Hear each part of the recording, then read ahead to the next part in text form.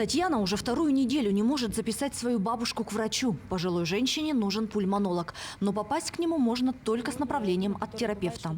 Мы пытались записаться через регистратуру. В итоге нам говорят, что только через запись по телефону идет талончики как бы. И мы не можем. Мы звонили в 3 телефона и через колл-центр, и напрямую во взрослую поликлинику. Не можем дозвониться.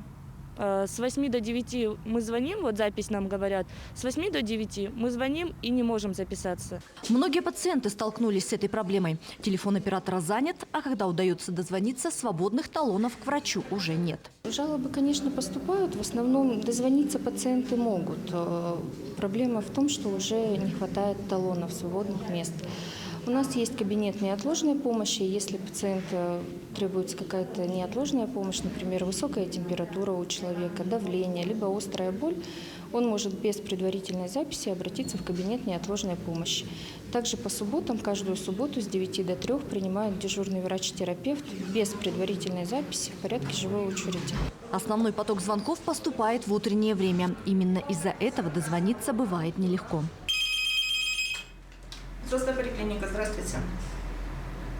В колл-центре работает 3 специалиста. В день они принимают более 700 звонков.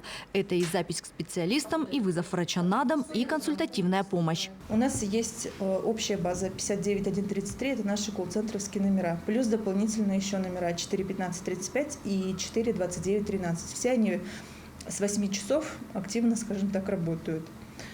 И по этим основным телефонам всегда идет запись.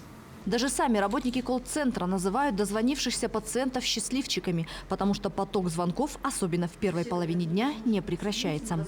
Поэтому тем, кто звонит, остается лишь набраться терпения или записаться на прием через портал госуслуги. Ирина Жданова, Вадим Барашков, Нерюнгри.